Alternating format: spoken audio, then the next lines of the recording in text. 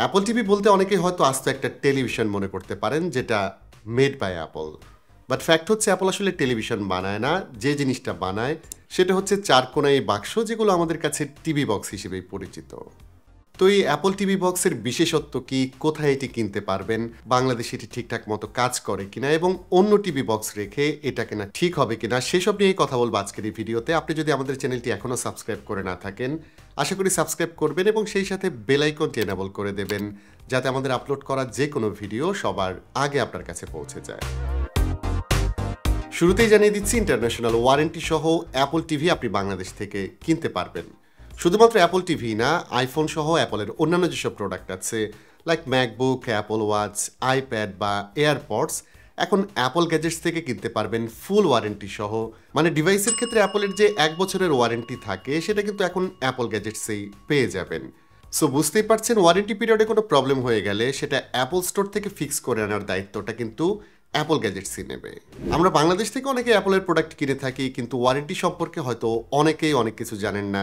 কিভাবে ওয়ারেন্টিটা ক্লেম করতে হয় সেটাও হয়তো অনেকের জানা নেই।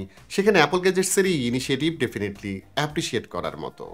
অ্যাপল গ্যাজেটস অনলাইন অফলাইন সবখানেই আছে, তবে যমুনা ফিউচার পার্কে তাদের কিন্তু একটি ফ্ল্যাগশিপ স্টোর আছে, যেখানে এক্সাইটিং এক্সক্লুসিভ সব প্রোডাক্ট পেয়ে যাবেন, including high end MacBook, laptop, accessories. তাদের যমুনা ফিউচার পার্কের অ্যাড্রেস এবং অন্যান্য ডিটেল থাকলেও আমাদের ভিডিও ডেসক্রিপশনে। প্রথম কথা হচ্ছে, রেগুলার টিভি বক্স বা স্টিকের সাথে অ্যাপল টিভির প্রাইসের বিরাট পার্থক্য রয়েছে। নর্মাল অ্যান্ড্রয়েড টিভি বক্স 3 থেকে 4 হাজার টাকা থেকে শুরু করে 7-8 হাজার টাকা হলেও Apple TV 4K third generation যেটা রয়েছে সেটার প্রাইস বাংলাদেশে কম বেশি 23,000 টাকার মতো। তবে 23,000 টাকায় যেটা পাবেন সেটা কিন্তু এর বেস ভার্সন, অর্থাৎ এটার যে অ্যাডভান্স ভ্যারিয়েন্ট থাকছে তাতে স্টোরেজের ডাবল, অর্থাৎ 128 গিগাবাইট, এবং সেটাতে সরাসরি আপনি ইথারনেট কেবল ব্যবহার করতে পারবেন এবং তাতে থ্রেড সাপোর্টও থাকছে। আমি বলবো বেস ভ্যারিয়েন্টের সাথে প্রাইসের পার্থক্য যেহেতু খুব বেশি না, সো ইথারনেট ভ্যারিয়েন্টই আমার কাছে বেটার অপশন মনে হয়েছে। আমার কাছে যে টিভি বক্সটি থাকছে এটা কিন্তু বেস ভ্যারিয়েন্ট, অর্থাৎ এতে কিন্তু ইথারনেট পোর্ট থাকছে না। আমি এতে ওয়াইফাই দিয়ে ব্যবহার করছি, বাট স্পিড নিয়ে সোফার আমি সেরকম কোনো প্রবলেম ফেস করিনি। এবং একটা বিষয় জানিয়ে রাখি, এটাতে কিন্তু ওয়াইফাই 6 থাকছে। সো আপনার যদি ওয়াইফাই 6 সাপোর্টেড রাউটার থাকে সেক্ষেত্রে এক্সেলেন্ট স্পিড এবং স্ট্যাবিলিটি পাবেন। পোর্ট বলতে এই বক্সে থাকছে শুধুমাত্র 2টি পোর্ট, একটি হচ্ছে HDMI 2.1 পোর্ট এবং অন্যটি পাওয়ার সাপ্লাই পোর্ট। এবং জানিয়ে রাখি, এর বক্সে কিন্তু কোনো HDMI কেবল থাকছে না, সেটা আলাদাভাবে কিনে নিতে হবে। তবে লাকিলি এতে পাওয়ার কর্ড থাকছে এবং একটি রিমোটও পাওয়া যাবে। বক্সটা ছোটোখাটো সাইজে 3.5 ইঞ্চির মতো এবং এর ওজন 200 গ্রামের কিছু ওপরে। এর সাইজটা এমন, আপনি যে কোনো জায়গায় কিন্তু এটি রাখতে পারবেন এবং টিভি বা সাউন্ড বারের সাথে এটি মানিয়ে যাবে। তবে একটা বিষয় জেনে হয়তো অনেকেই অবাক হবেন, সেটা হচ্ছে স্মল সাইজের এই টিভি বক্সে কিন্তু অ্যাপলের A15 বায়োনিক চিপ, যেটা আইফোন 13 এবং 14-এ ব্যবহার করা হয়েছিল সেটাই ব্যবহার করা হয়েছে এবং এতে 4GB র্যামও থাকছে। সো বুঝতেই পারছেন, অ্যাপলের ফ্ল্যাগশিপ ফোনের SoC যেহেতু এখানে ব্যবহার করা হয়েছে, সো এর CPU এবং GPU অনেক বেশি এফিশিয়েন্ট। নর্মাল অ্যান্ড্রয়েড টিভি বক্সের কথা যদি বলি, সেখানে কিন্তু বেশিরভাগ ক্ষেত্রেই খুব বেশি পাওয়ারফুল SoC ব্যবহার করা হয় না, র্যাম 2GBর বেশিও খুব একটা থাকে না, এবং স্টোরেজও কিন্তু বেশিরভাগ ক্ষেত্রে 8 গিগাবাইট কিংবা 16 গিগাবাইট থাকে। সো ইন্টারনালসের ক্ষেত্রে কোনো সন্দেহ ছাড়াই বলা যায় অ্যাপল টিভি নর্মাল টিভি বক্সের চেয়ে 1000 মাইলস এগিয়ে আছে।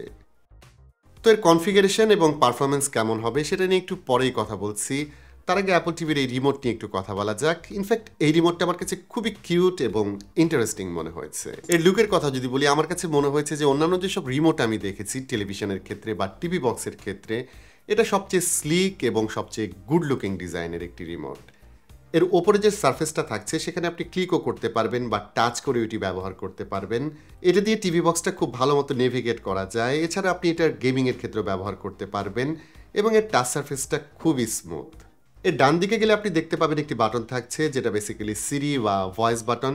এটাতে আপনি ডিকটেট করতে পারবেন বা সিরি ব্যবহার করতে পারবেন।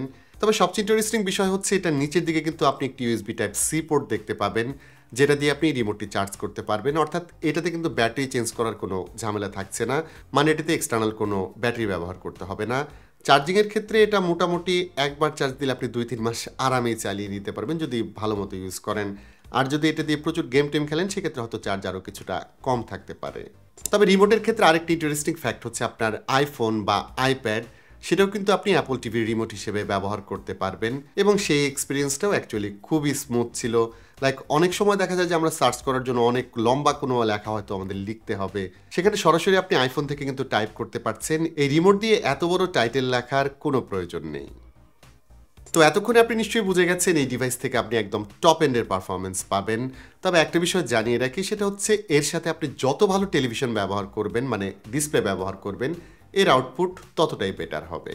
মানে এই ডিভাইস 4K রেজুলেশন প্রোভাইড করতে পারে। সো আপনার টিভিতে যদি 4K প্যানেল থাকে সেক্ষেত্রে ক্রিস্টাল ক্লিয়ার পিকচার পাবেন। এছাড়াও যদি আপনার টিভি বা ডিসপ্লে HDR10+ বা ডলবি ভিশন সাপোর্ট করে সেক্ষেত্রে কোনো কথাই নেই।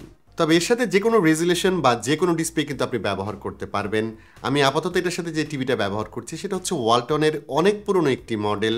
এটার কালার কিন্তু খুব একটা ভালো না, তারপরও আমার অ্যাপল টিভি কানেক্ট করার পর এটার কালার রিপ্রোডাকশন আমার কাছে যথেষ্ট ভাইব্রেন্ট মনে হচ্ছে। কালার ক্যালিব্রেশনের জন্য অ্যাপল টিভিতে অসাম একটি ফিচার থাকছে। যারা আইফোন ব্যবহার করেন তারা আইফোন এভাবে ডিসপ্লের কাছে ধরলে প্যানেলটি টিভি বক্সের সাথে অটোমেটিকলি কালার ক্যালিব্রেট করে নেবে।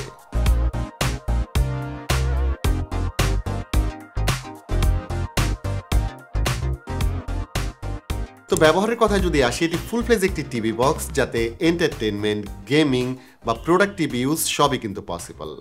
আইফোনের মতো এতে অ্যাপ স্টোর আছে যাতে সব ধরনের অ্যাপই পাওয়া যায়, যাতে বেসিক টিভিগুলোতে যা যা থাকে like YouTube, Amazon prime, Netflix, HBO সবই আছে। এর বাইরেও এতে গেমও প্লে করা যায়। আর্কেড বা গেম সেকশন থেকে অনেক ধরনের গেমই প্লে করতে পারবেন। একদম হার্ডকোর গেমার যারা আছেন তারা হয়তো এখানে খুব একটা সলিউশন পাবেন না। তবে আইফোন, ম্যাক বা আইপ্যাডের মতো এতে কিন্তু কন্ট্রোলারও ব্যবহার করতে পারবেন। এতে এক্সবক্স, প্লেস্টেশন বা MFI সার্টিফাইড যেসব কন্ট্রোলার থাকছে সেগুলো কিন্তু কানেক্ট করা যাবে। অপারেটিং সিস্টেম, স্মুথনেস বা ইজি টু ইউজ নিয়ে যদি বলি, অ্যাপল টিভি বক্সের জগতে একদমই নেক্সট লেভেল। যারা আইফোন ইউজ করেন তাদের জন্য এটা একদমই হোমলি এনভায়রনমেন্টের মতো, কারণ tvOS, macOS বা iOS সবই কিন্তু একই ছাতার নিচে এবং অ্যাপ লেআউট, বেসিক অপারেশন সবই অলমোস্ট সেম। এক কথা বলবো, tvOS সুপার স্মুথ, কোনো ল্যাগ এখানে পাবেন না, অপারেটিং আইফোনের মতোই অর্থাৎ ফ্ললেস।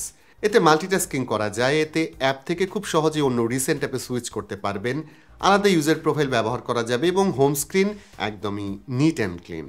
অন্যদিকে অ্যাপল ইকোসিস্টেমের মধ্যে থাকা এতে এয়ারপ্লে সুবিধাগুলি পাবেন, আইফোন মিররিং করা যাবে। তবে আমার সবচেয়ে কাজে লাগে এটাকে কিন্তু আমার কম্পিউটারের সেকেন্ড মনিটর হিসেবে ব্যবহার করতে পারি।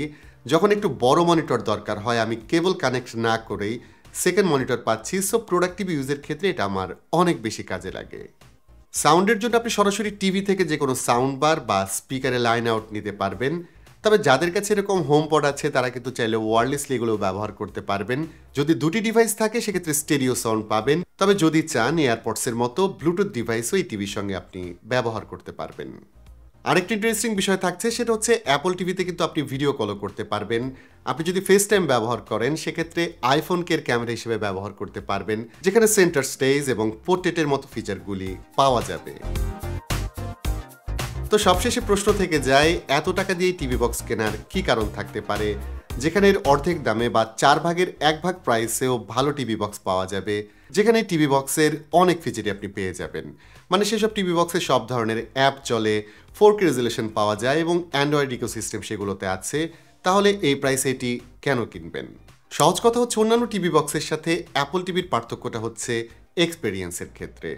এটাও একটি টিভি বক্স, কিন্তু এর সেটআপ থেকে শুরু করে ব্যবহারের প্রত্যেকটি ক্ষেত্রে আপনি যে স্মুথনেস, ইজি টু ইউজ এবং কনভিনিয়েন্স পাবেন সেটা অন্য কোনো টিভি বক্সে আপনি পাবেন না।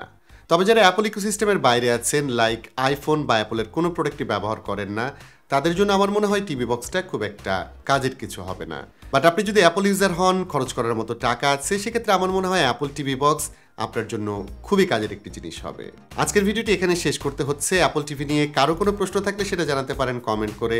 ভিডিওটি ভালো লাগলে please hit the like button, share করতে পারেন আপনার বন্ধুদের সঙ্গে। আজকের মতো আমি বাবু এখানেই বিদায় নিচ্ছি। সবাই ভালো থাকবেন, অনেক ভালো।